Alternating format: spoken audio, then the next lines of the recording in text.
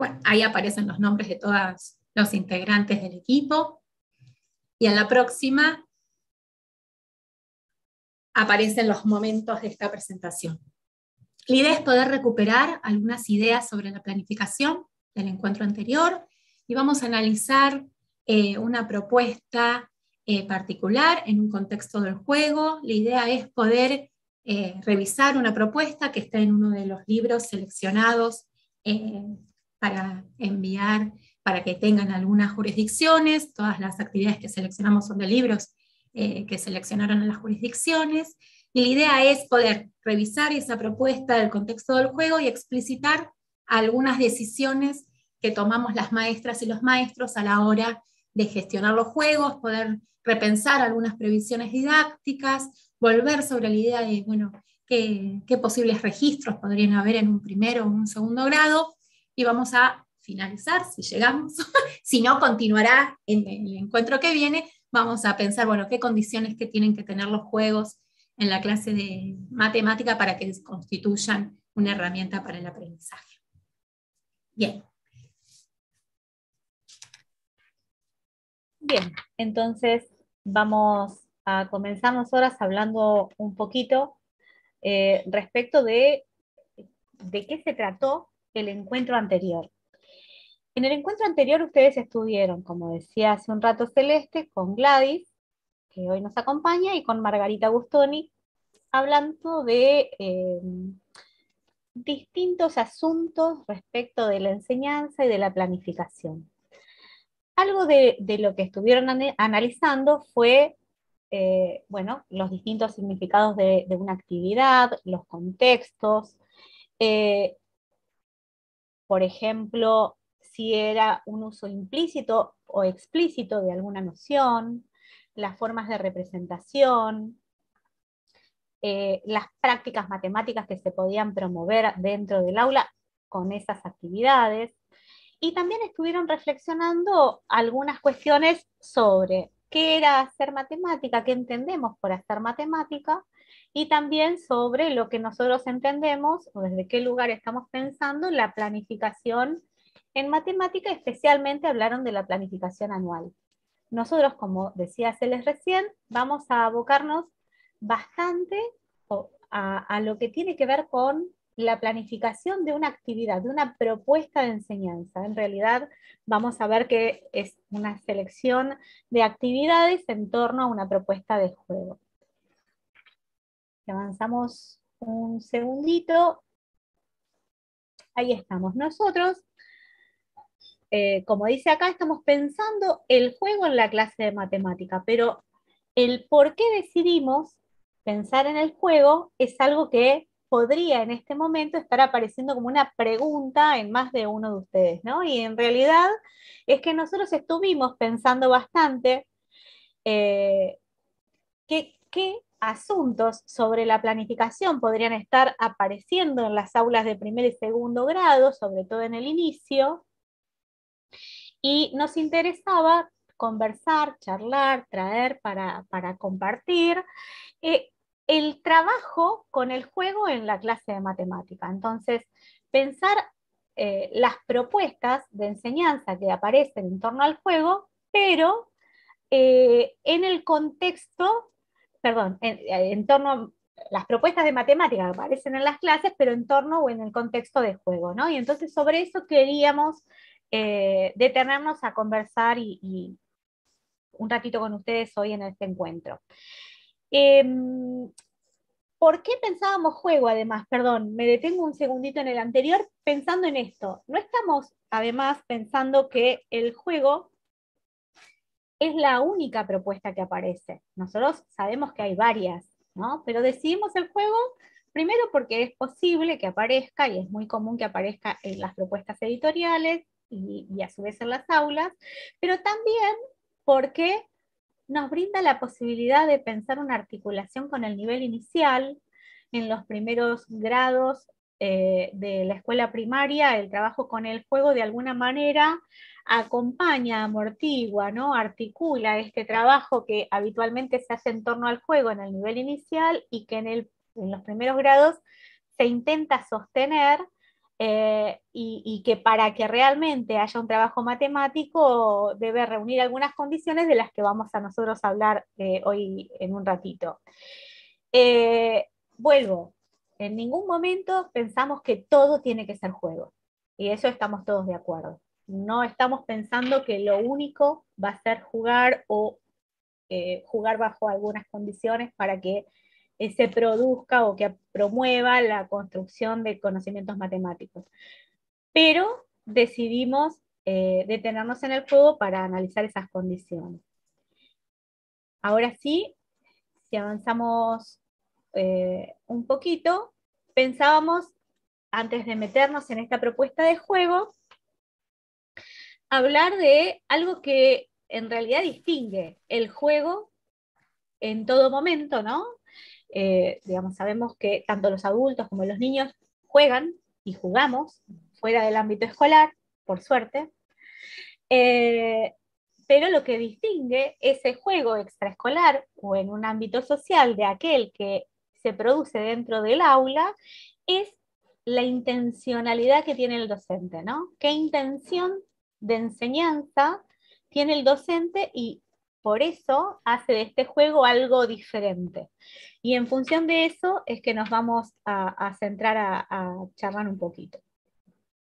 Bien, en esa intención docente aparece acompañada la intervención docente, ¿no? O sea, a veces hay juegos que son habituales fuera de la escuela, pero cuando entran al aula de matemática, entran con un objetivo particular que establece el docente, y eso nos desafía a pensar entre las maestras y los maestros, bueno, qué intervenciones acompañan ese juego y qué condiciones se tienen que dar para poder trabajar desde ahí algún contenido particular desde el área de matemática. Bien, tenemos, ahí aparece así chiquito, lo deben ver medianamente chiquito, en las dos páginas que vamos a analizar, que es una secuencia de juego que se llama las cartas de puntos, que la seleccionamos del libro Matemática para Armar Uno. En relación a esta secuencia, nos parecía interesante poder primero conversar, bueno, primero charlar sobre qué se trata el juego y después ver, bueno, qué otros problemas aparecen en torno al juego y poder revisar en relación a una propuesta de juego cuáles son todas las decisiones que van tomando las maestras y los maestros para gestionar estos juegos, cómo este juego puede abrir a otros problemas matemáticos que no están en esta página del libro y sin embargo, a partir de algunas decisiones que podemos tomar, van apareciendo los problemas que aparecen en el libro y además otros problemas vinculados al mismo contenido o no, iremos viendo eso. Angélica, ¿algo más de esto o vamos a contarle el juego? Me parece que podemos avanzar un poquito con respecto al juego. Bien. El juego, que son las cartas, veía las cartas con puntos, nos dice cuáles son las reglas y cuáles son los materiales. Los materiales nos dan bastante pista sobre qué vamos a trabajar. Las cartas que aparecen son cartas con puntitos, ¿no? Nosotros hablamos de constelaciones, ¿no? Un grupo de puntitos que no se parecen a los puntitos, no están ordenados como los puntitos de los dados. Ahí vemos, muy atenta a nuestra compañera con las diapositivas. Ahí vemos las cartas del juego que tienen una distribución de puntitos distinta. Entonces lo que necesitamos son estas cartas y además un dado donde las caras tengan efectivamente los números escritos, no los puntitos, ¿no? Entonces ahí sugiere que podemos pegarle algunas etiquetas al lado para que salgan efectivamente el número 1, el 2, el 3. Bien, ¿cómo se juega a este juego?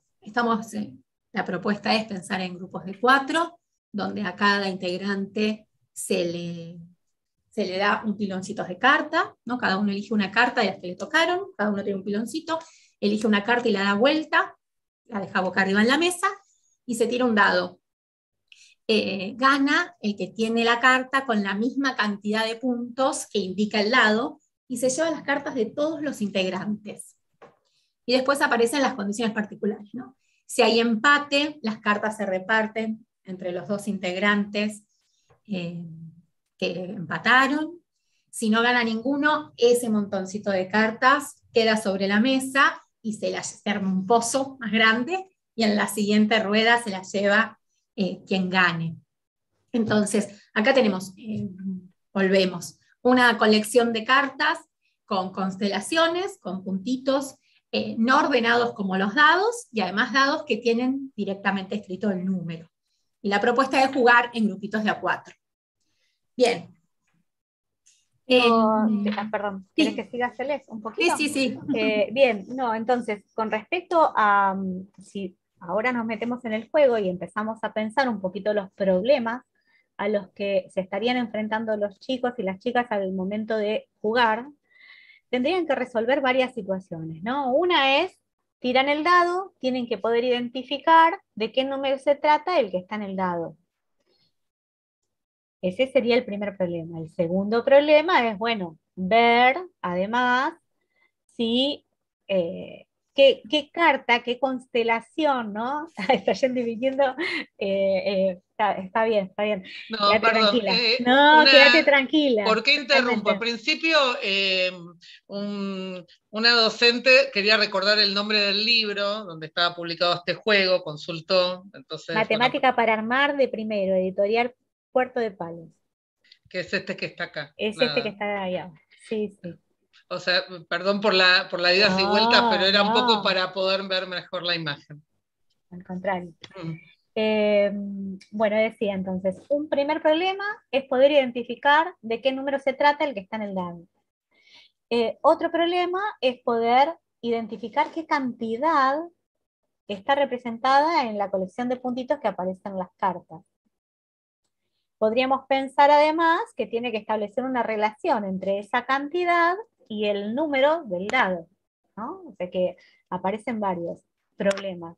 Y por último, el poder analizar cuál de los montoncitos de cartas, es decir, cuál de los jugadores ganó realmente el juego después de terminar la partida. Por lo tanto, hay varios problemas puestos en juego y nosotros lo que queríamos hacer era ir recorriendo cada uno de esos problemas en función de los procedimientos que podrían poner en uso los niños al momento de enfrentarse a esos problemas.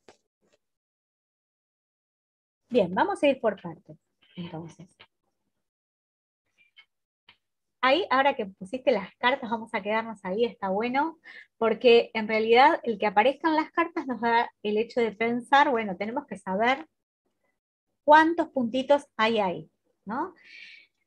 Algo de lo que nosotras conversábamos al momento de elegir esta secuencia, nos pareció importante el hecho de analizar esta distribución de los puntitos. Como dijo Celes, no es una distribución convencional, ¿no? La constelación claramente tiene una distribución que no aparece habitualmente, por ejemplo, en un dado, y esto obliga, de hecho nos obligó a nosotros al momento de decir cuántos puntitos hay en el medio, porque necesitamos recurrir al conteo, ¿no? Necesitamos, para poder saber cuánto había, necesitamos contar. Y esto en realidad lo provoca la decisión didáctica que hay detrás de esta distribución de los puntitos. Si hubieran estado puestos de una forma convencional, es muy posible, no quiere decir que todos, pero sí que algunos, pudieran recurrir, por ejemplo, a la percepción global de decir, bueno, hay por medio de esta distribución que me resulta conocida, puedo cuantificar la colección que hay. Es decir, puedo saber cuántos puntitos hay con solo mirarlo. Eso de alguna manera está inhibido acá, está condicionado porque los puntitos no están distribuidos de una forma conocida para todos. Y entonces acá está esa decisión de tener que ir ahí y tener que contar. Para tener que contar, aparecen o se tienen que poner en uso algunos principios, ¿no? Tenemos, para empezar, un principio, aunque yo los voy a nombrar, no tienen un orden ¿sí? Solo los nombro, pero no quiere decir que van a aparecer en este orden que los estamos nombrando, pero está el principio de cardinalidad, el principio de indiferencia del orden, el principio de adecuación única, ¿no? Y estos tres principios, ahora los vamos a explicar un poquito, se dan en el momento del conteo. Entonces, cuando los niños están contando, ponen en uso estos tres principios, que está bueno que nosotros los tengamos presentes porque a veces nos podemos encontrar con algunos niños o niñas que tienen alguna dificultad en poder cuantificar una colección y en realidad están teniendo algún asunto que resolver con alguno de estos principios. Por ejemplo, Ahí, Angélica, yo, sí, así, sí, antes de dale. definirlos, a mí ahí se me ocurría el ejemplo del aula, que quienes acompañamos o estamos en el aula de primero, muchas veces nos encontramos con chicos que con el dedo van señalando cada uno de los puntitos y después vuelven a señalar el mismo puntito, ¿no? Entonces necesitan una intervención adulta vinculada al, ojo, que cada puntito lo tengo que contar una sola vez, ¿no? Entonces ahí cuando nosotros encontramos esas dificultades, significa que hay alguno de los principios que no se está poniendo en juego, ¿no? Totalmente. Bueno, ese justamente es el principio de adecuación única, ¿no? Esto de pensar que a cada puntito le corresponde una palabra número, pero a su vez que a cada palabra número le corresponde solo un puntito. Hay algunos niños así que, como decía Celes, ¿no? Por ahí dicen 1, 2 y señalan un solo puntito, o también a la inversa, más de un puntito lo llaman igual. Cualquiera de las dos cosas tiene relación con este principio. Otro Bien, principio, y ahí, sí, dale. No, y ahí me parecía importante aclarar en estas ayudas docentes en relación a cómo me conviene contar los puntitos para no perder ninguno. Porque algunas experiencias en el nivel inicial o en primer grado están vinculadas a contar tapitas, por ejemplo, ¿no? O contar objetos. Pero cuando yo cuento objetos, los puedo ir corriendo. Entonces, de un lado tengo los que ya conté y del otro lado me quedan los que me faltan contar. Ahora, cuando nosotros pensamos en un soporte gráfico, en las cartas, por ejemplo, aparece una dificultad distinta, y es que no puedo correr los puntitos. Necesito buscar alguna herramienta, el pensar, bueno, voy a empezar contando los de arriba, en la primera carta, y después sigo por los de abajo, ¿no? En la segunda carta parecería que lo intuitivo es ir saltando de puntito en puntito en el orden en el que están, pero podrían aparecer otras decisiones que toman los chicos, y esto es objeto también de discusión con los chicos. Bueno, ¿de qué manera nos conviene contar los puntitos? Para tener registro, que tenemos que contar todos los puntitos y que no se nos puede escapar ninguno. Totalmente, yo me imaginaba, ¿no? Si pensáramos en propuestas, nosotros lo vamos a pensar más adelante, pero como actividades previas a esto que decía Celes, ¿no? De quizás proponer una situación en donde cuenten tapitas, porque vemos que hay algún asunto a resolver con esto de la complicación de no poder, perderse, ¿no? En esta distribución de la carta. Entonces quizás el mover el objeto ayuda a ese control necesario como para saber qué conté y distinguirlo de lo que no conté. Bien. ¿Pasamos al otro? ¿Te parece, Celes? Al principio de cardinalidad. Bien, antes de pasar, sí. Acá hay un pedido de si pueden repetir los nombres de los tres principios. Adecuación única, cardinalidad e indiferencia del orden.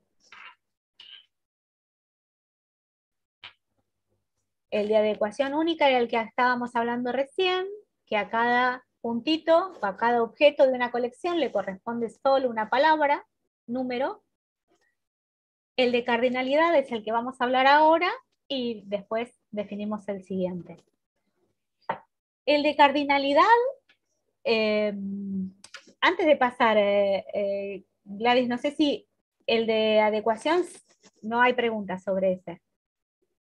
Genial. Avanzamos entonces sobre el de cardinalidad, que tiene que ver con esto de nos quedamos ahí un ratito, y avanzamos sobre el principio de cardinalidad, que tiene que ver con la posibilidad de decir la cantidad que está representada por esa colección, es decir, poder decir cuánto hay, ¿no? Y esto haciendo referencia a lo que sucede muchas veces en las aulas, nos encontramos con algunos niños que van, yo señalaba con el dedo en la mesa, ¿no? Esto de, bueno, a veces van señalando, ¿no? Y dicen 1, 2, 3, 4, 5, y cuando uno le pregunta, te dicen 1, 2, 3, 4, 5, y vuelven a nombrar, sin poder identificar ese último como representante de toda la colección, ¿no? Como que es el cardinal, el que está guardando información sobre la cantidad de objetos que están encerrados en esa colección.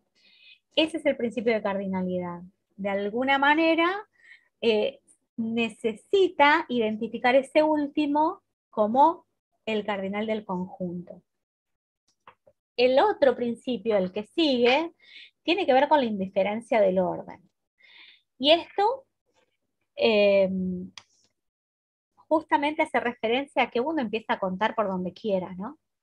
A veces pasa que a los chicos les podemos proponer contar una determinada colección, y como empiezan por un lado algunos y otros empiezan por el otro, si nosotros hiciéramos la intervención de decir, bueno, pero tendrán la misma cantidad, es muy probable que algunos duden, a pesar de que la cantidad no se modificó y la colección permanece estable, duden en obtener el mismo cardinal de ese conjunto, a pesar de no tener ninguna variación.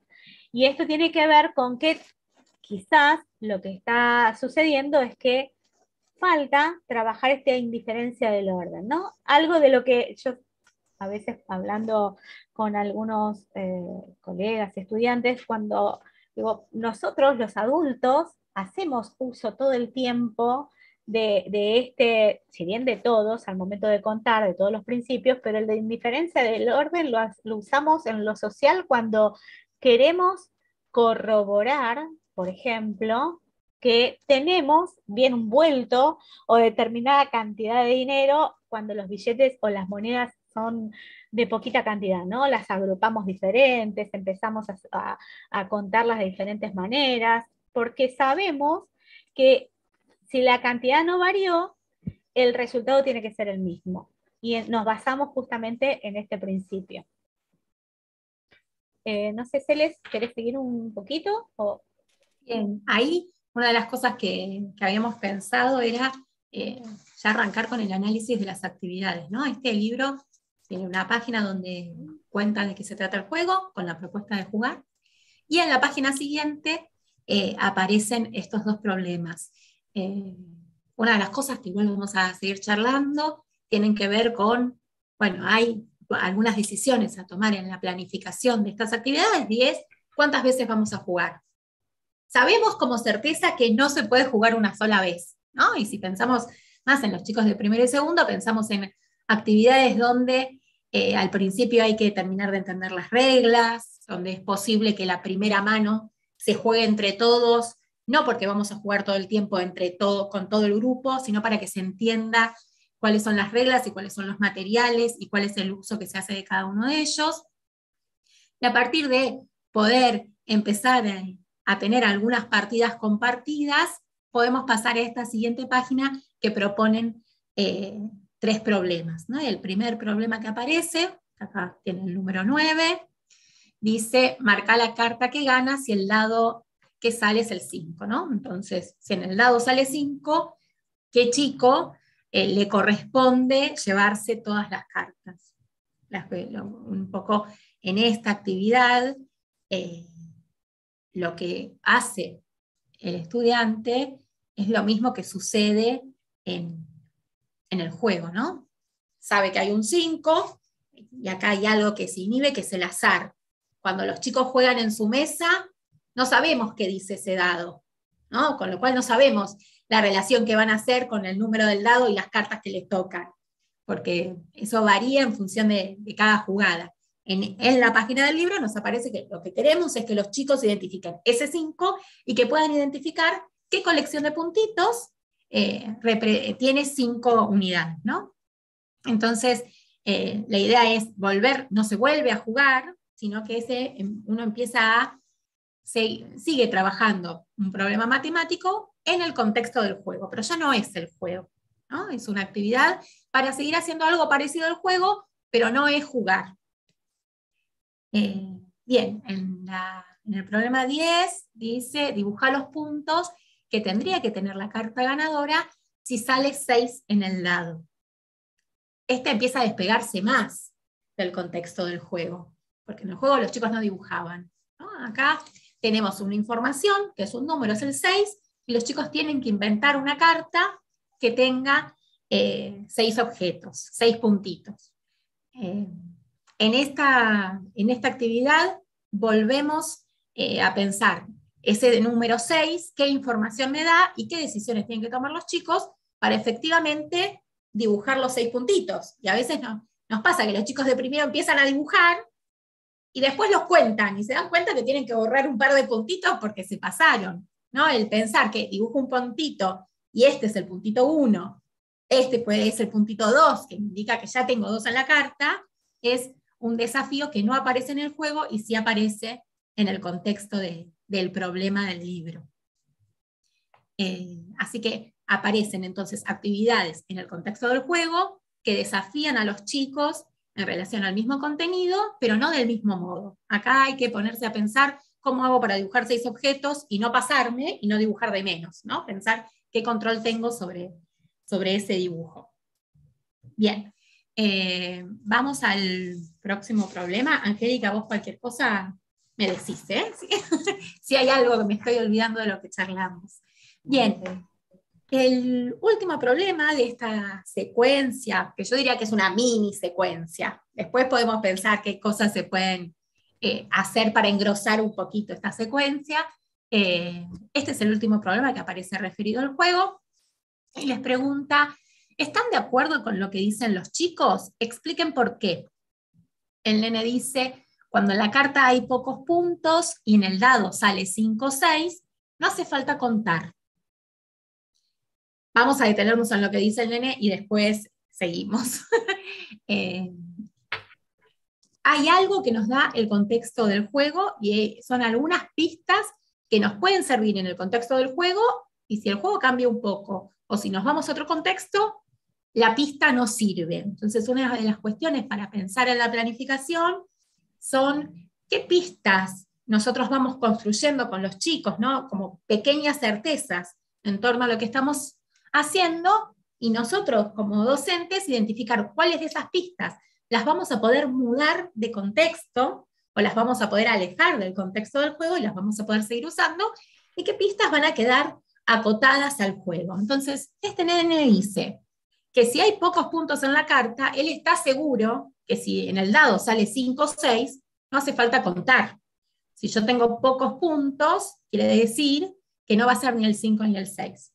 Y lo que charlábamos con Angélica, cuando preparábamos el encuentro, decíamos, bueno, ¿cuánta validez tiene esta frase? Porque si yo, después de varias clases, armo otras cartas con constelaciones, ¿no? Con grupitos de puntos, y hay cartas hasta el número 15 o hasta el número 20, y lo que hago es cambiar el dado, y pensamos en un mazo de cartas que tuviera directamente el número dibujado, ¿no? El número escrito, el 1, el 2, el 3, hasta el 20.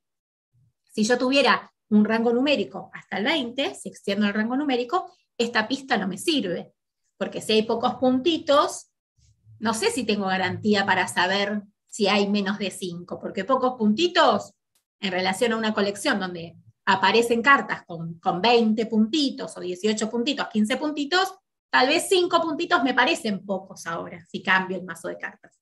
Entonces, esta pista, ¿no? O esta pequeña certeza que tenemos en el juego, se queda en el juego. En este juego que tiene cartas hasta el número 6, ¿no? Con constelaciones hasta el 6 porque estamos usando el dado. Si yo extiendo ahí la constelación y el rango numérico, esta pista se cae. Tenemos que empezar a pensar otras pistas que nos ayuden en el juego. Lo que nos parecía importante era, o interesante, era conversar sobre este tipo de problema, ¿no? Aparece una pregunta, acá no hay para resolver, ni dibujar puntitos, ni contar puntitos. Nos queremos poner a dialogar en relación a alguna pista que puede salir del contexto del juego. ¿Qué pasa si tengo un dado donde sale 6 y tengo pocos puntitos? Sería el contexto de la frase de este nene, ¿no? Entonces, por un lado es charlar si nos sirve esta pista y en algún momento poder charlar hasta cuándo nos sirve esta pista, ¿no? O sea, ¿es válida esta frase? ¿Hasta dónde? Y hasta que se termina el juego. Si empezamos otro juego, si tenemos otras cartas, esta pista ya no está funcionando. Y para nosotros, esta idea de tomarnos un ratito para pensar las pistas de un juego y para pensar hasta cuándo sirven, hasta determinar la validez y hasta dónde sirven, es una pata importante en la gestión del juego. No es ya el movimiento del hacer, no es el jugar, no es el pensar algún problema donde es parecido al juego, sino que es alejarnos un poquito y pensar reflexionar sobre eso que estuvimos haciendo y en algunos casos de contextualizarlo un poco del juego. La personita que está del otro lado dice, si no sabes leer el número que está en el lado, te fijas en la banda que está al costado de la página y contás hasta llegar al número. Si yo no sé leer un número, puedo ir a la banda numérica, contar hasta que llego a ese número y escucho el nombre que digo. Esta pista no sirve si la nena o el nene que está jugando se acuerda la serie numérica. Si no se acuerda la serie numérica, esta estrategia se cae. Para que esta pista nos sirva, necesitamos contar con una serie memorizada. Otra cosa, perdón, sí. Perdón, aprovecho ahí porque también suele ser una duda que tenemos al momento de pensar el portador en el aula, y entonces pensar que si estamos en un primer grado en donde los niños están recurriendo a la banda numérica para justamente buscar información a modo de diccionario, ¿no? Busco información sobre cómo se escribe, cómo se llama un número, necesito que esa banda numérica comience en el 1, ¿no? Si fuera una banda numérica que comenzara en el 0, esa correspondencia entre lo que aparece escrito y lo que voy diciendo, apoyándome en el conteo, no va a servirles de información. Es decir, lo que va a aportarles es una información que no es cierta, ¿no? Porque van a terminar yendo, por ejemplo, al número, señalando el 4 cuando nombran el 5. Entonces, me parece que valía esto de aclarar. Estamos hablando en todo momento de una banda numérica como la que está señalada incluso en la página del libro, cuando propone de esto de andar a la página, y en la página, si miramos, aparece empezando desde el 1. Bien, para cerrar como este recorrido que hicimos sobre esta mini secuencia, lo que hicimos fue revisar a qué tipo de problemas se enfrentaban los chicos en el juego y ver qué pasa con esta página 20 del libro, ¿no? Donde asumimos que las chicas y los chicos ya jugaron un par de veces y que pueden enfrentarse a algunos problemas que involucran un contenido matemático que estaba en el juego, pero aparece de otro modo, ¿no? En el primero era identificar ese 5, que podía ser parecido, en el otro era dibujar una cantidad, y en este último problema lo que aparecía era poder identificar pistas que nos sirvan, ¿no? Que son sistematizaciones sobre el conocimiento que circuló adentro del aula.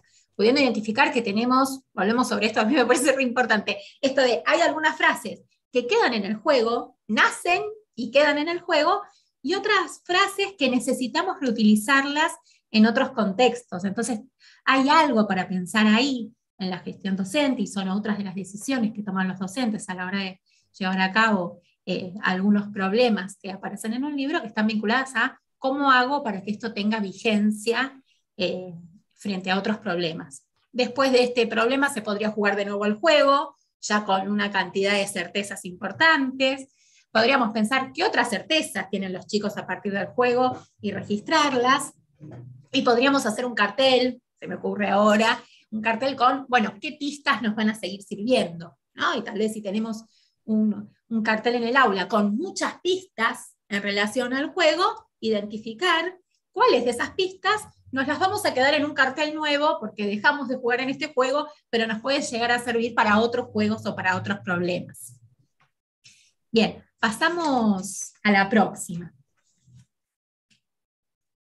Bien, entonces ahora que nosotros ya compartimos lo que fuimos pensando respecto de esta propuesta en torno al juego, queríamos detenernos a analizar parte de lo que ya venimos diciendo, pero quizás un poquito más en detalle o más, haciendo más foco en algunas cuestiones que tienen que ver con la planificación de la clase de matemática.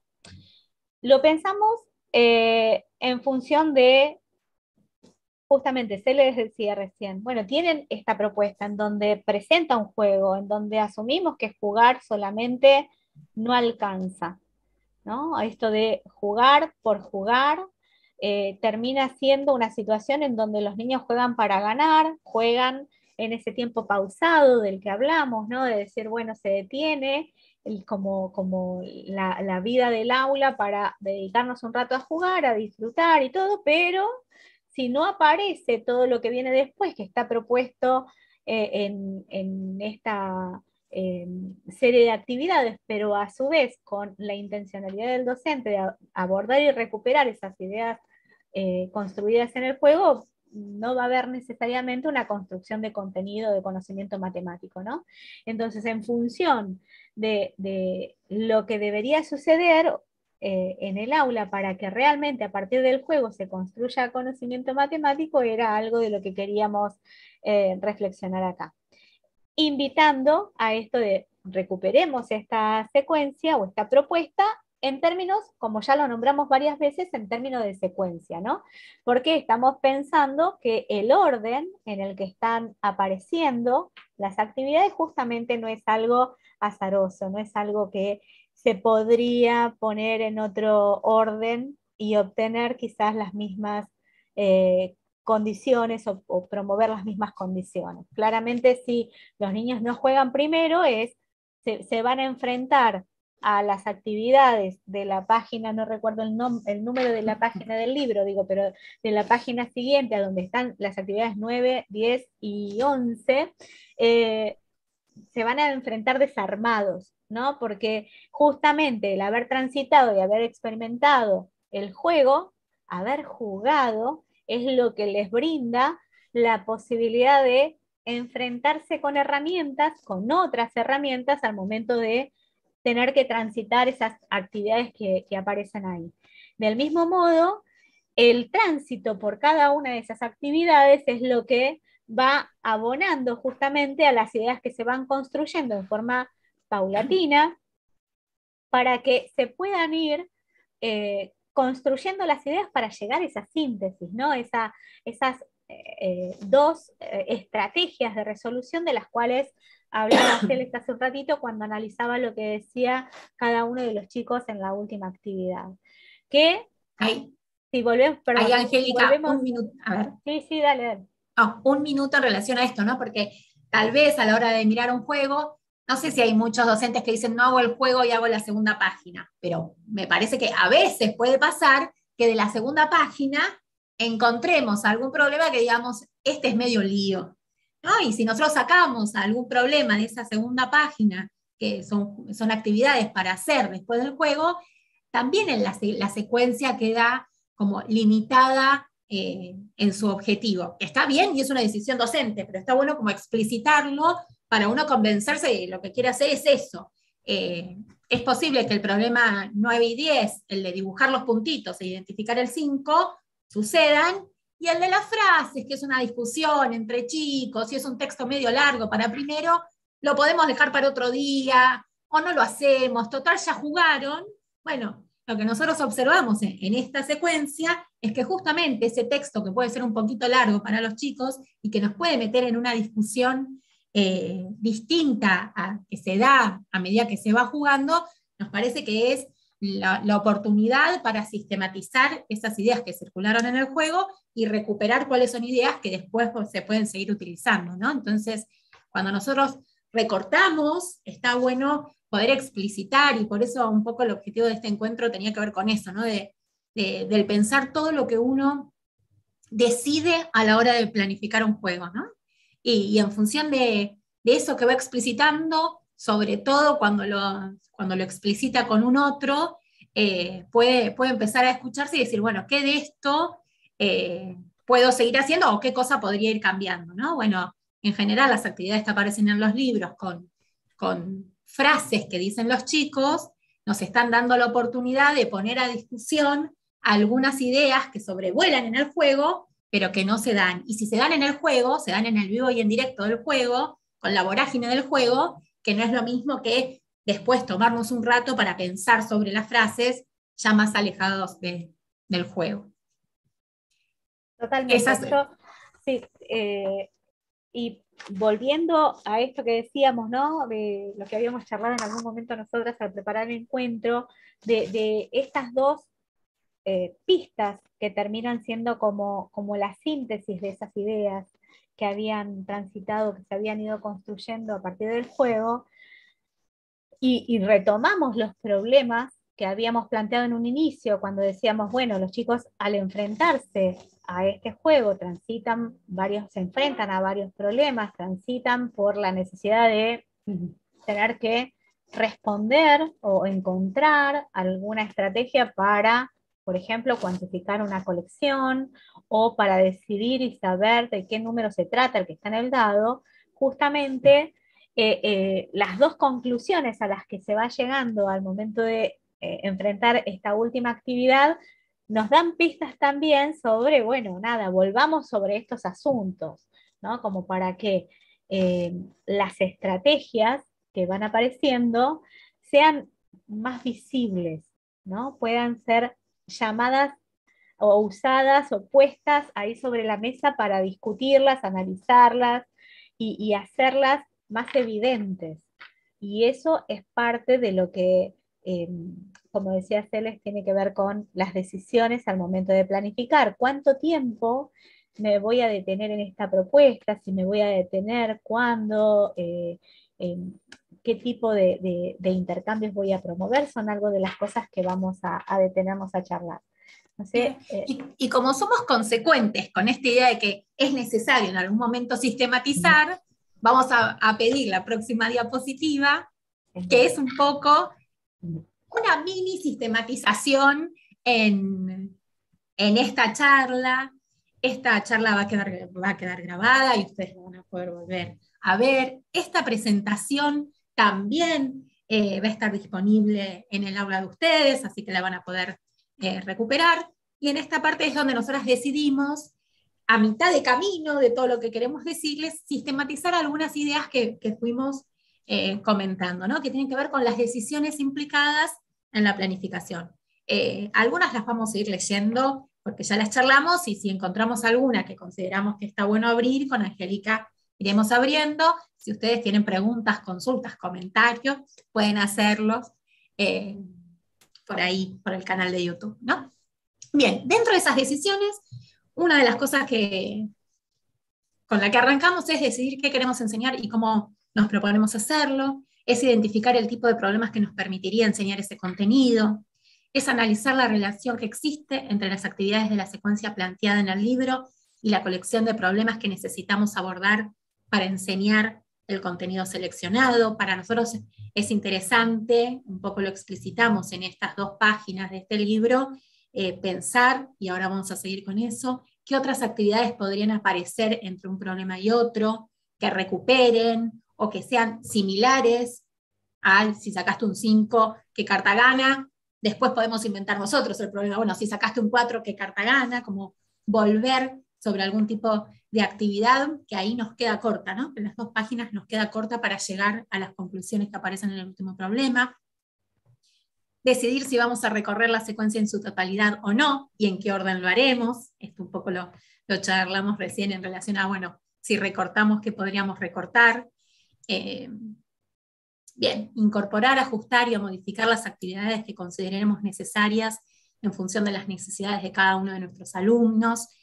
Nosotras cuando escribíamos esto, pensábamos que se abría como, casi un curso cuatrimestral sobre este asunto, que no lo íbamos a poder decir rápidamente y abrirlo como quisiéramos, pero algo para pensar es, bueno, sobre un juego, por ejemplo, sobre alguna actividad, qué decisiones podemos tomar para gestionarlo dentro del aula y que se acomode a diferentes estados de conocimientos de las chicas y los chicos, ¿no?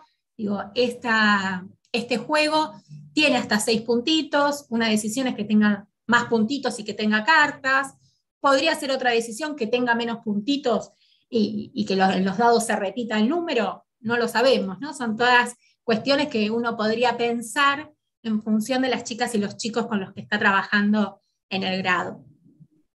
Bien, anticipar cuánto tiempo destinaremos a cada actividad y prever situaciones de escritura con diferentes propósitos en distintos momentos de la propuesta.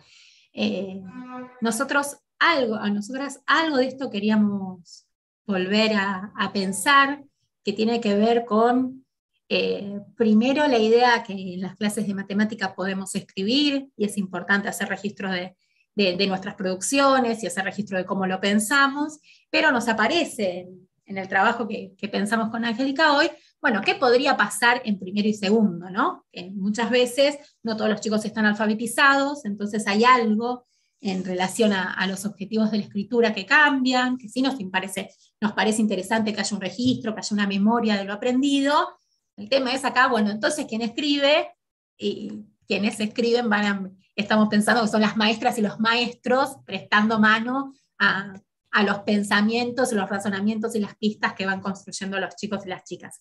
Por eso ahí queríamos abrir un poco en relación a qué previsiones, ¿no? ¿Qué cosas podemos pensar en relación a escribir en la clase de matemática? Ahora estamos yendo más rápido con las diapositivas. Vamos a la próxima. Ya nos llegó un mensajito de cuidado con el tiempo. Bien, tenemos acá también a modo de sistematización, y después vamos a ver un ejemplo, cuáles son las decisiones que tomamos en relación a la escritura. Entonces, en estos grados podríamos decidir si se incorporan o no algunas instancias en las que se promueve el uso de algún tipo de registro durante la actividad. En el libro, en las propuestas que analizamos, no nos pedían que registremos los resultados, quién había ganado cada partida.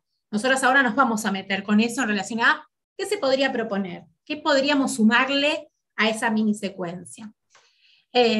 Tendríamos que decidir si vamos a promover instancias donde se registre de forma colectiva, por dictado al maestro, algunas de las conclusiones elaboradas por el grupo, si vamos a buscar actividades donde se busque sistematizar las ideas construidas, y si vamos a promover actividades donde se persiga comunicar a otros las ideas elaboradas por el grupo. O sea, todas estas decisiones vinculadas al registro y a la memoria de aprendizaje son decisiones que toman las maestras y los maestros, ¿no? Que un poco hablábamos esto de la propuesta de una cartelera y decíamos, bueno, si yo pongo, si hacemos una cartelera con las ideas que van saliendo a medida que vamos haciendo el juego, después podemos limpiar un poco ese cartel con las ideas que podemos seguir utilizando y las ideas que quedan solo en el contexto del juego. ¿Para quiénes podríamos comunicar estas estrategias? Si el primer grado de la mañana le comunica algunas estrategias al primer grado de la tarde, por ejemplo, pensando en una escritura que tiene un sentido, ¿no? Que no es, bueno, le dictamos a la maestra porque la maestra lo pide, sino explicitar que ahí hay un sentido que es, le queremos contar algo a los chicos de la tarde, o necesitamos este cartel porque después cuando volvamos a jugar, antes de jugar, vamos a revisar ese cartel. Una de las cuestiones que pensábamos con Angélica era qué pasaba si adentro del aula les pedíamos a los chicos que registraran de algún modo quién ganaba cada partido. Entonces pensamos en 2 tipos de registros para pensar con ustedes, que es la próxima diapositiva. Y una de las cosas que nos parecía que estaba bueno pensar era que en función del registro que se da, se pueden abrir otros problemas. Entonces, en el primer registro, Hay 24 cartas, cada chico, el que gana, se lleva las 4 cartas, ¿no? Su propia carta y el de sus 3 compañeros, compañeras.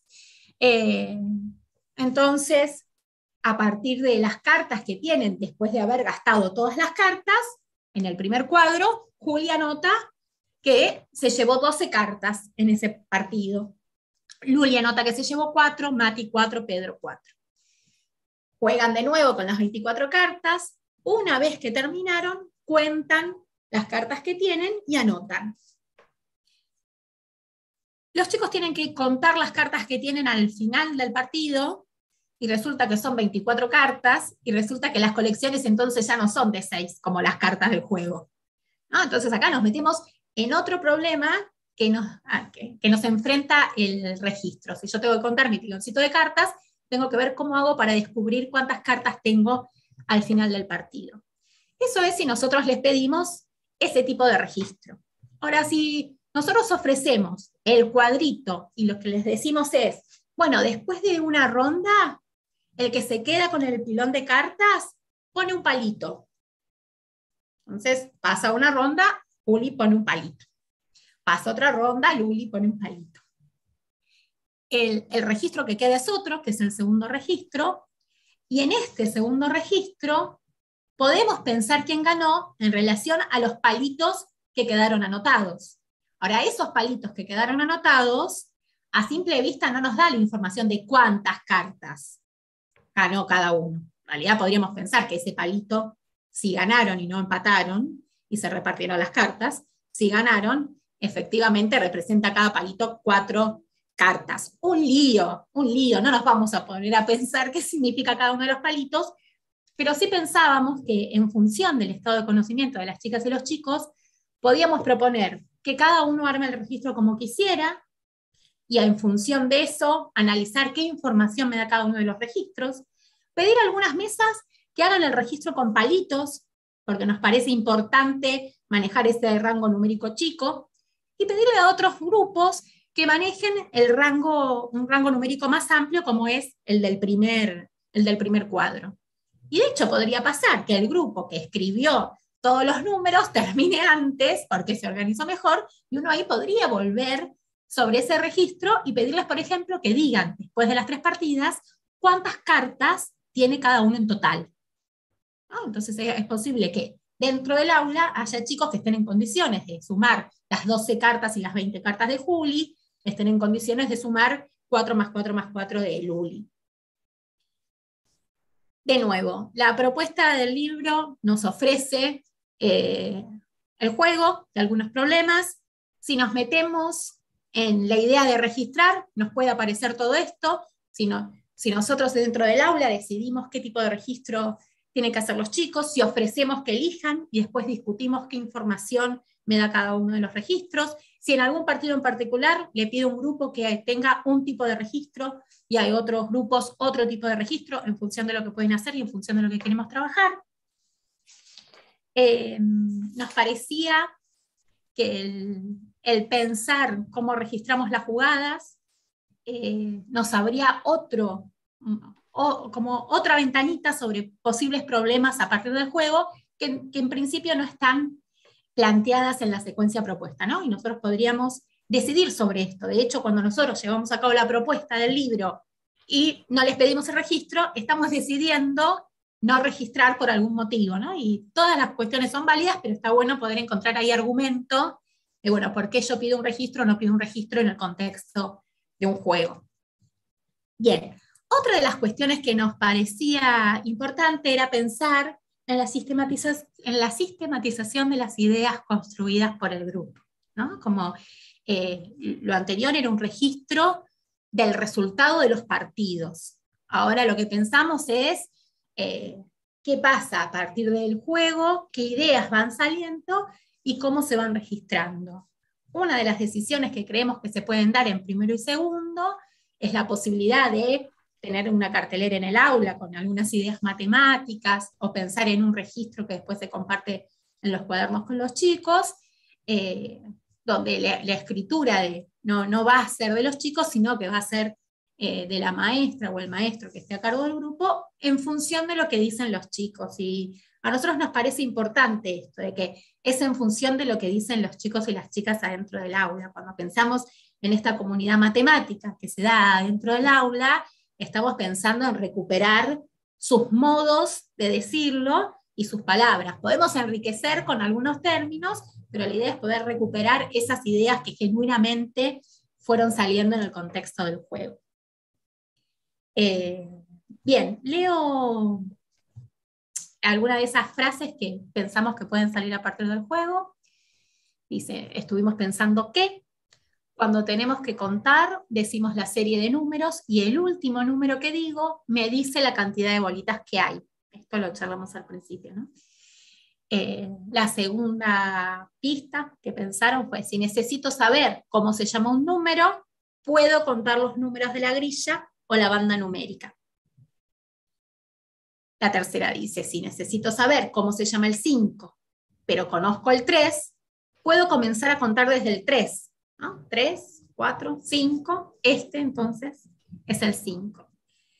Para saber quién ganó el juego, si los montoncitos de cartas son muy distintos, entonces no necesitamos contar. El montoncito de cartas más gordito va a ser el que tenga más cartas.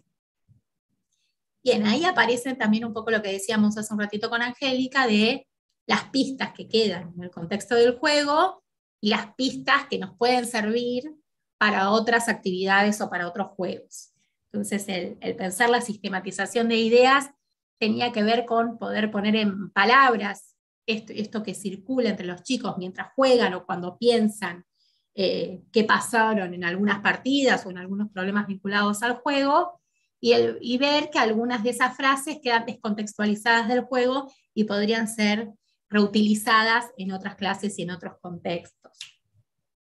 Bien. Perdón, Celeste, algo de lo Sí. que habíamos hablado nosotras en algún momento, que por ejemplo, a partir de esta sistematización se podrían proponer nuevas instancias de volver a este registro y empezar a separar aquellas estrategias en función de el asunto matemático, del problema matemático que me permitirían resolver, ¿no? Entonces, tenemos propuestas, o sea, hay ideas que algunas son más generales que otras, algunas quedan más atadas al juego que otras.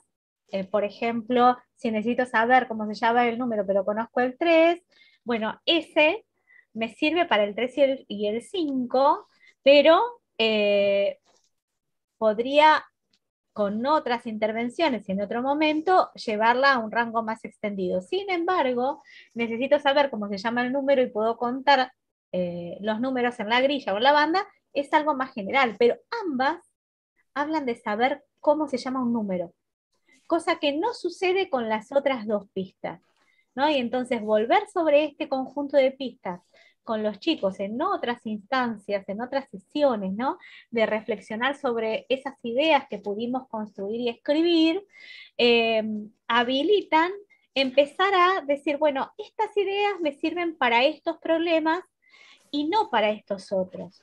Y se podría en ese momento empezar a reescribir los carteles, como decía hoy Celeste, ¿no? Empezar a hacer escrituras de carteles que nos permitan acomodar mejor esas ideas para futuros problemas. Bien, vamos a ir a la siguiente. Bien, acá nos hicimos una gran pregunta, ¿no? ¿Todos los juegos matemáticos promueven la construcción de conocimiento por parte de los chicos y las chicas? Bien, nosotros habíamos pensado varias opciones para esto, ¿no? Y una de las opciones era empezar a darnos el tiempo de escuchar y leer alguna de las pistas o las participaciones que pudieran tener. En función del tiempo vamos a ir poniendo algo de letra, pero sabiendo que Gladys nos va a interrumpir en caso de que aparezca alguna intervención nada, que quiera poner en común.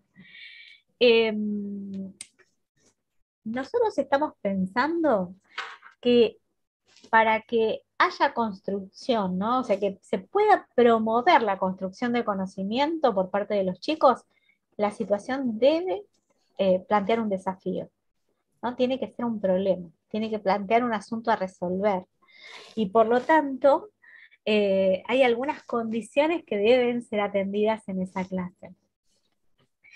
Eh, Obviamente nosotros sabemos, ¿no? Que para eso necesitamos saber los conocimientos que tienen disponibles. Y ahí voy a retomar algo que estuvimos hablando en nuestros encuentros preparando estas charlas, ¿no? Que tiene que ver con cómo me doy cuenta de lo que saben los chicos si yo no les pregunto algo, no hago algo, cómo hago para diagnosticar lo que saben, el estado de conocimiento, ¿no? Y la verdad que jugando es una buena forma, o sea, no pensemos que tiene que haber una instancia de diagnóstico previa a una situación de enseñanza, como para meternos necesaria. Hago todo este tiempo de diagnóstico porque quiero saber qué saben sobre el conteo, qué saben sobre el número, si lo saben leer, si lo pueden reconocer, qué conocimientos tienen disponibles, y después con todo esto me meto a jugar. Pensamos en realidad que el juego es una buena instancia para también usarse, ¿no? Emplearlo como recurso, como herramienta para poder diagnosticar. Es decir, hoy decía Celes, bueno, podríamos jugar en una primera instancia y llevar adelante toda esta propuesta y después volver a jugar, ¿no? Y claramente en las dos instancias el juego nos arrojaría información diferente. Una cosa es ver el estado de conocimiento inicial y otra cosa es, después de haber transitado toda la secuencia con las diferentes propuestas, con las diferentes actividades, enfrentando los problemas, debatiendo, argumentando, confrontando, escribiendo conclusiones, volver a enfrentar el juego, a ver qué es lo que pasa y qué otras cosas o decisiones deberíamos tomar a partir de eso sucedido. Entonces, nosotros pensamos que el juego promueve la construcción de conocimientos, pero claramente atendiendo a algunas cuestiones. Sobre eso vamos a hablar ahora un segundito. Si me Entonces, permiten recuperar un poco por favor. las palabras del chat, porque están resiguiendo la conversación. Aprovecho para decir que hay muchos agradecimientos por la jornada, que la valoran de excelente, de hermosa, de explicaciones claras y precisas. Así que bueno, gracias a todos los que están compartiendo estas ideas. Pero respecto a esta pregunta en particular, bueno, María nos cuenta que si no hay desafío, no hay espacio para la construcción. También nos cuenta, ahí se me fue, Flavia, por ejemplo, que bueno, que implica para que haya construcción, tiene que haber primero un contexto extra matemático para ir después entrando un contexto intramatemático. Y también Claudia lo que nos aporta es que obviamente depende de la gestión del docente y de la intencionalidad. Así que creo que van en misma línea estas lecturas que, con lo que ustedes venían diciendo. Y bueno, y siguen, pero no llegué. Pero después lo vamos a poder seguir leyendo.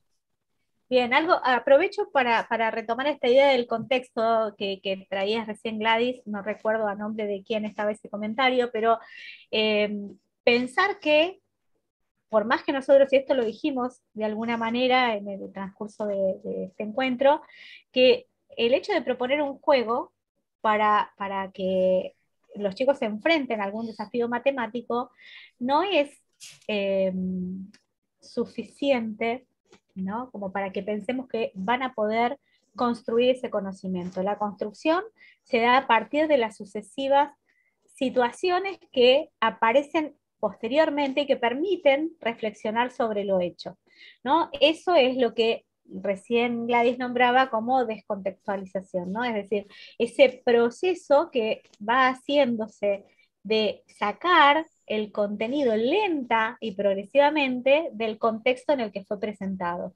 Nosotros queríamos que los chicos, por ejemplo, se enfrentaran a situaciones en donde tuvieran que contar alguna cantidad, que tuvieran que leer algún número, y entonces a partir de eso se propone el juego.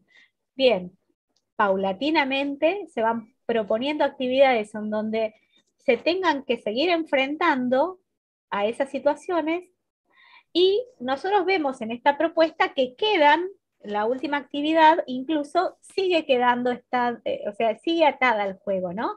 Porque siguen esas dos ideas de resolución, siguen hablando de ¿qué pasa si la carta es, o qué pasa si quiero saber el número del dado? Y entonces siguen estando, si bien son dos estrategias, siguen ligadas al juego. Ese proceso de descontextualización que hacía referencia a Gladys, hace falta que se siga avanzando, ¿no? Se siga promoviendo a partir de otras actividades en donde se puedan construir algunas ideas desvinculadas del juego. Algo de lo que nosotros poníamos hace un rato como algunas ideas que podrían aparecer. Esto de si sé o necesito saber el 5, me apoyo, y sé el 3, me apoyo en el 3 y voy hasta el 5. Y ahí ya no estoy hablando necesariamente de una carta, ni de un dado, ni de nada. Bien. Bien, y a modo de anticipación de la próxima Sí. diapositiva, nos encantan los juegos, pero tampoco sea cosa que todo sea juego. Totalmente. Así que casi, no sé si nos va a dar tiempo para alguna más, nos dirán, pero al menos la próxima diapositiva que cierra con alguna frase que nos parece importante como cierre o como sistematización de esto que conversamos, es la siguiente diapositiva, Gla. A ver. Me daba gracia escuchar a Angélica porque decía, estamos diciendo todo lo bueno que tiene el juego y ahora les vamos a empezar una frase diciendo, no se trata de organizar la enseñanza alrededor de los juegos. Totalmente. En este encuentro lo que queríamos, lo que nos propusimos tenía que ver con ver el potencial que tienen los juegos en primero y segundo, sabiendo que son necesarias algunas condiciones para que efectivamente sean insumos o sean motores para pensar la construcción del conocimiento matemático. Sabemos que además del juego pasan otras cosas adentro del aula, muchas tienen que ver con esas actividades alrededor del juego, las sistematizaciones, pero también con otro tipo de actividades. Entonces, esta frase nos parecía importante para compartir, que dice, no se trata de organizar la enseñanza alrededor de los juegos, sino de incluir los mismos en el marco de un proyecto particular de enseñanza, ¿no? Lo que apostamos nosotros es a que confiamos en que cada maestra, cada maestro arma su proyecto de enseñanza y en función de ahí selecciona las secuencias y selecciona lo que le sirve del libro y los insumos que tienen para poder trabajar en función de los objetivos que se plantea con el grupo con el que trabaja en un año. Dice, en dicho proyecto, el juego podrá utilizarse para diagnosticar el estado de un determinado saber, para iniciar el trabajo con un conocimiento nuevo, para que los alumnos reutilicen un conocimiento aprendido o para evaluar los aprendizajes. O sea que además de acercarnos a libros donde aparecen juegos, también queda en manos de las maestras y los maestros decidir si ese juego va a ser un insumo para levantar información y saber en qué situación se encuentra cada uno de los estudiantes, si va a ser un insumo para la enseñanza o si va a ser un insumo para la evaluación. Un poco Angélica decía, bueno, que está bueno empezar con el juego, recorrer una secuencia, escribir las sistematizaciones, volver a jugar y volver a mirar las estrategias de los chicos y las chicas y ver en qué medida avanzaron y qué cuestiones hay que seguir trabajando. Bien. Bueno, yo lo que propongo ahora es por ahí recapitular, porque les cuento que muchos docentes fueron ingresando paulatinamente en este encuentro. Van a poder acceder al PPT y al video de la clase, pero tal vez estaría bueno, ya que nos queda poquito tiempo, ir recapitulando, a no ser que quieran avanzar un poco más. Nada, esto como propuesta. Bueno, yo sé que ustedes quieren avanzar y quieren hacer todo, pero no van a poder desarrollar todo. No. Queremos cumplir nuestra planificación. Bueno, adelante. Vamos a volver un poco, me parece que está bueno lo que dice Gladys. Nos quedan algunas cosas que podemos retomar en el próximo encuentro. Un poco entonces la propuesta del día de hoy fue pensar cómo una mini secuencia que aparece en un libro seleccionado y que va a llegar a las jurisdicciones en algunos grados, que es este libro de matemática. Hay juegos en general en los libros de matemática del primer ciclo, siempre aparecen juegos, por eso nos parecía importante en primero y segundo poder trabajar sobre una propuesta puntual, para no hablar así en el aire. Podría haber sido otro juego. De hecho, la idea del próximo encuentro es seguir pensando algunas cuestiones de las intervenciones docentes y de la gestión de clase a partir de otros juegos que también aparecen en los libros. Elegimos este porque nos parecía que era muy transparente esta secuencia que nosotros queríamos compartir en relación a la propuesta del libro, con un juego, actividades que simulan la jugada o proponen volver sobre el contenido matemático que se está trabajando en torno al mismo juego, en el mismo contexto, y después algunos problemas que aparecen ya descontextualizados, pero que involucran el mismo contenido. Un poco lo que hicimos fue analizar esa secuencia, pensando además que es posible si hay un objetivo particular de las maestras y los maestros que buscan con intervenciones particulares adentro del aula el avance de los conocimientos de los chicos en función de la estrategia que tienen los chicos, que es la estrategia que tiene cada uno, la que muestra el estado de conocimiento, de qué conocimiento dispone y qué conocimiento todavía falta ahí construir en relación al juego que proponemos.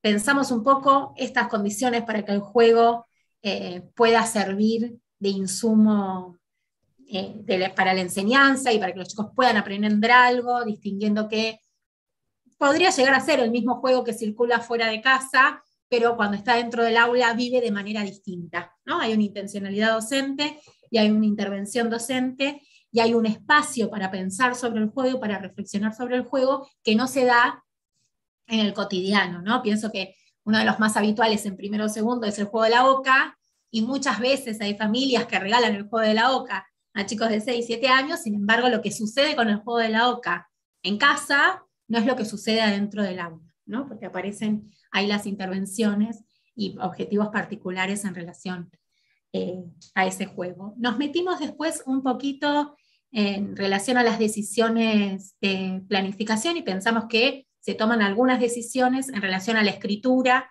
de los procedimientos o a la escritura de ideas que está bueno explicitar. ¿Por qué decidimos armar carteles? ¿Por qué decidimos pedirle a los chicos que armen registros o no armen registros? Y terminamos pensando en esto de, bajo ciertas condiciones, el juego es un insumo interesante para el primer ciclo, sabiendo que no todas las secuencias tienen que girar alrededor de ese ciclo, de ese juego, ¿no? Y estaba ahí, se acaba el tiempo, estaba ahí buscando la última frase. La última frase, ¿podemos decir la última frase para despedirnos? Porque a mí me parecía como interesante para cerrar esta frase que dice: a diferencia de las situaciones de la vida diaria y a diferencia también de las situaciones didácticas comunes, en el juego lo que le da interés a la actividad no es la relevancia de la meta, de hecho, la meta no tiene que generar un valor intrínseco, sino llegar a la meta, vencer el reto. Y a mí me parecía interesante subrayar que lo que buscamos que circula dentro del aula tiene que ver con el desafío de vencer el reto y no de vencer al otro, ¿no? Que nos metemos para otro encuentro, ¿no? Pero en general estos son juegos donde se compite, pero nosotros no estamos buscando vencer al otro, sino llegar a la meta y llegar al reto, y esto implica, vencer el reto, implica una gestión particular de las maestras y los maestros de primero y segundo para que este juego constituya una instancia de aprendizaje. También tiene que haber ciertas condiciones en relación a qué pasa con los que ganan y qué pasa con los que pierden, y pensar que estos juegos son para aprender un poco más matemática, y lo que buscamos es que todos podamos avanzar en esas estrategias que tenemos, ¿no? De vencer el reto y no al otro. En un juego el propósito se agota en el juego mismo, se juega por el placer de jugar. En cierta forma, un juego es un pequeño mundo aparte que se libera de las leyes y necesidades que rigen el mundo real y crea las propias para posibilitar una forma muy especial y estimada de participación social individual. Social o individual. Nos parecía interesante como subrayar estas ideas en relación a qué pasa con la participación en los juegos. No sé cómo estamos de tiempo, Angélica, nos quedan muchas cosas que charlamos, sí, pero los invitamos totalmente a la semana que viene. Bien. No sé, Gladys, si querés dejar de compartir, si... Tenemos